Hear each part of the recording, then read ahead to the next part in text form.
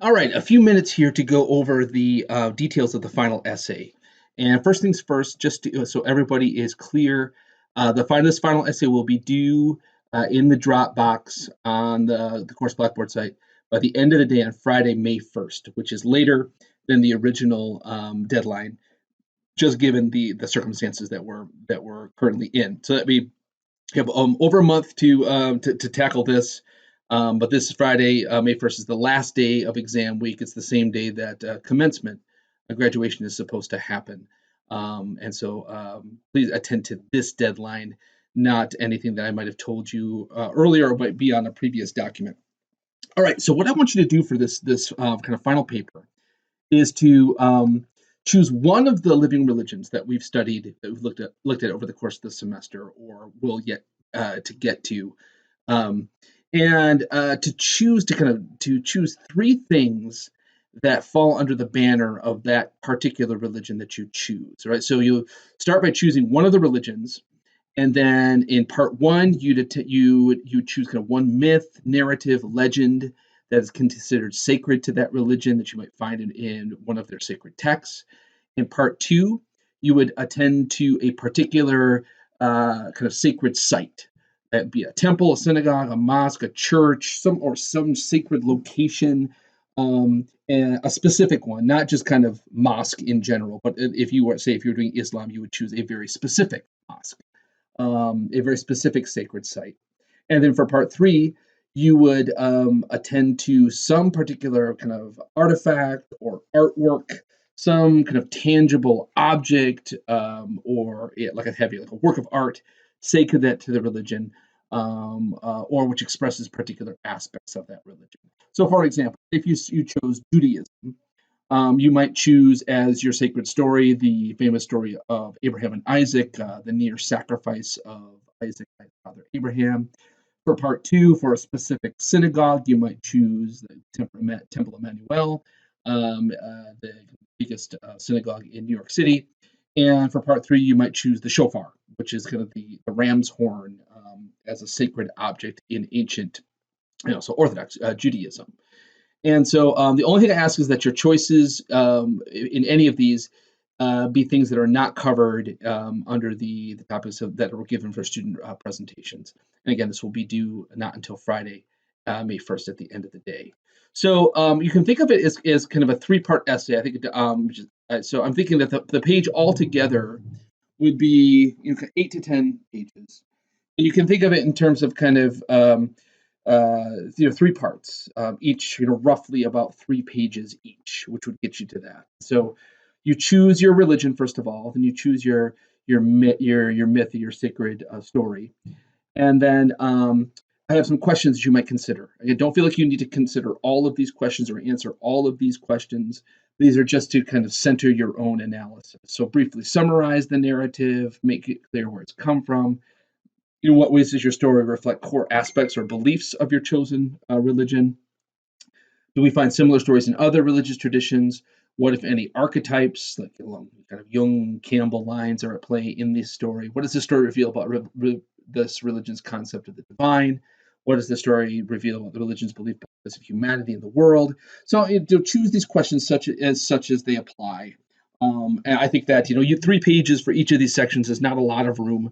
So you're going to want to be specific and maybe center your analysis around just 1 or 2 of these questions. And then, similar kinds of questions for the other part. So then the second part, you'll choose your sacred space. Is your chosen piece of architecture typical, atypical? Why is the building laid out in the way that it is? What do the parts of it mean? Is there like a process, kind of a journey through the building, a ritualistic way to approach, enter, go through it? How does the building express core beliefs or assumptions of the religion it represents? How does this building or sacred area compare to other places of worship or sacred locations? And then part 3, you choose your artifact or your artwork, your sacred object. Is the artifact used in a ritual way?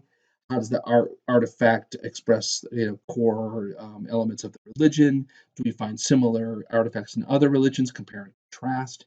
Is there a particular myth or narrative that explains the use of this artifact? Where does it show up in the sacred literature, if at all? How does the artifact connect modern worshippers to the religion's history? Again, use all of these questions as they apply, And I emphasize, don't feel like you need to answer all of them. That's not what I'm looking for. I'm looking for these questions are there, like with the presentations, they're meant to get you thinking. And you have a relatively kind of small space here.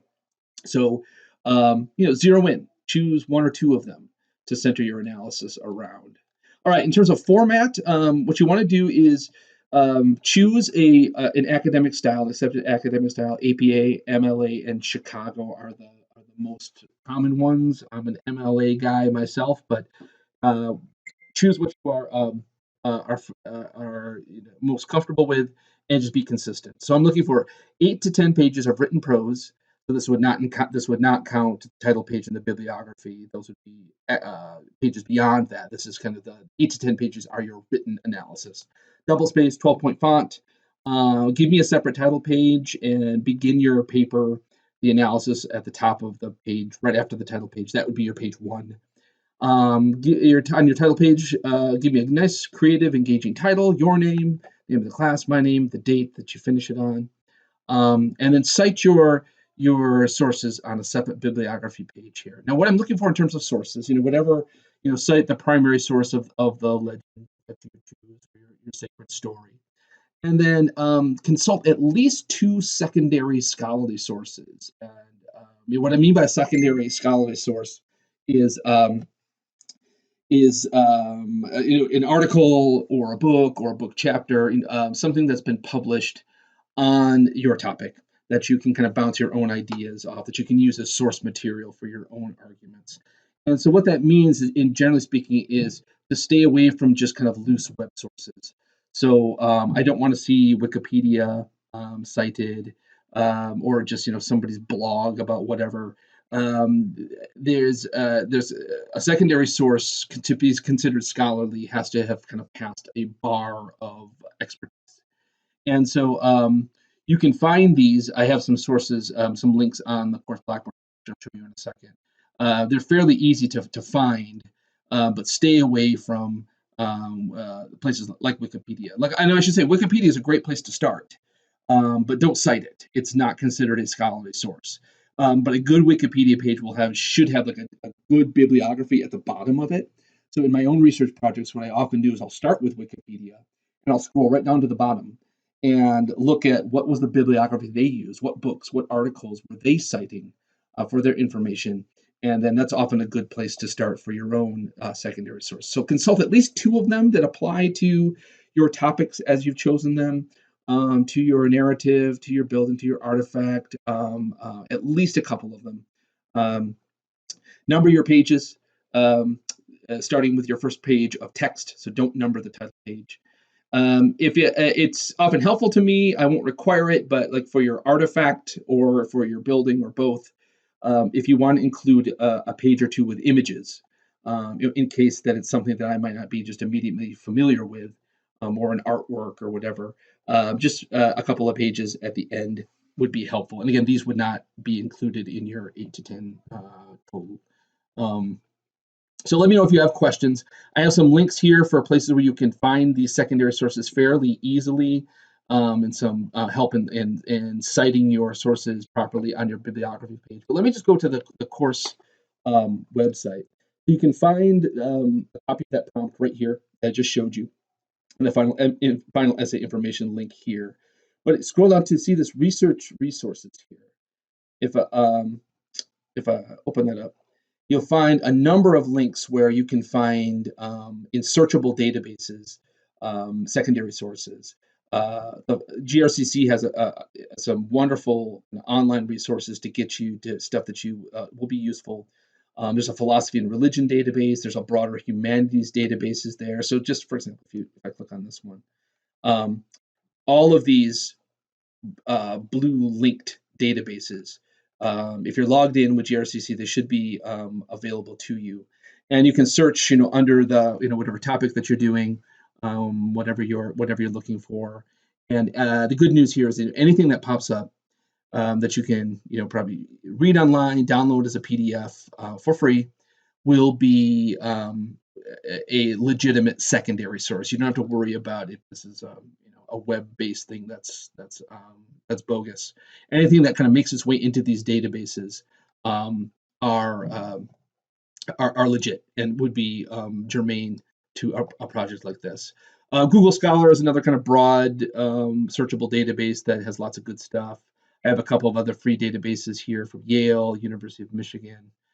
This link here from Calvin University is really handy for citing your stuff at the end of your paper. So if I just open that up, called Night Cite. So here you would choose on the left, like whatever your citation style, whatever format you're using, MLA, APA, Chicago, and then you just plug in your information, your author's name, the book title, or the article title, and such. Fill it all out, hit submit, and it will spit out how it should look in whatever format that you're using, and you can just copy and paste it directly into your document. It's really, really useful and more or less foolproof.